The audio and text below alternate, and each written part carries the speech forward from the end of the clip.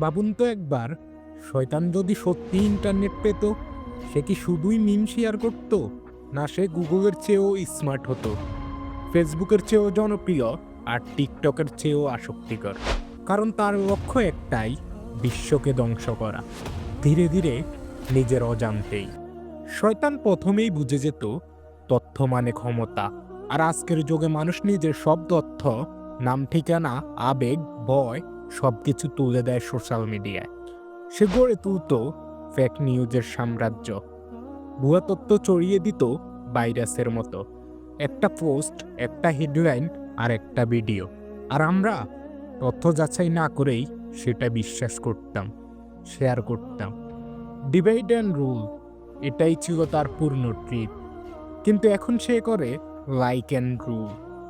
আপনি কি কখনো লক্ষ্য করেছেন, আপনি ইনস্টাগ্রামে স্ক্রল করতে গিয়ে ঘড়ির কাঁটায় 5 মিনিট ভেবেছেন, কিন্তু কেটে গেছে 2 ঘন্টা? এই জালে শয়তান নিজেই কোডিং করত, সোশ্যাল মিডিয়ার অ্যালগোরিদম দিয়ে বানাতো ডোপামিন ট্র্যাপ। আপনি শুধু দেখছেন, হাসছেন, রেগে যাচ্ছেন, আবার দেখছেন। শয়তান কিছুই বলছে না, শুধু সাজেস্টেড ফর ইউ দিচ্ছে। আপনার সময় শেষ, আপনার মনোযোগ তার দখলে। শয়তান ইন্টারনেটে শুধু সময় নষ্ট করত না, সে আপনার চিন্তাভাবনাও নিয়ন্ত্রণ করত।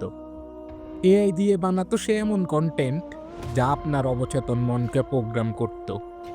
আপনাকে দেখাতো আপনি পর্যাপ্ত না, পিছিয়ে আছেন, অর্থাৎ হতাশ হন।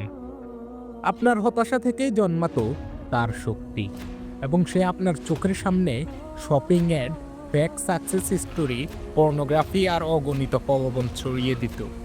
আপনি ভাবছেন আপনি নিজের সিদ্ধান্তে সিদ্ধান্ত নিচ্ছেন, কিন্তু বাস্তবতা, সেই ছিল আপনার পিছনের পাপেট মাস্টার। শয়তান ইন্টারনেট ব্যবহার করত মানুষকে ভাঙতে, জাতি, ধর্ম, লিঙ্গ, বর্ণ সবকিছুকেই অস্ত্র বানিয়ে।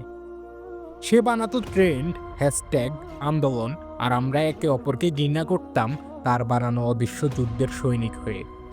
সে হাসতো কিবোর্ডের ওপারে বসে, যেখানে আমরা লড়তাম, বিভক্ত হতাম, আর ধ্বংস হয়ে যেতাম।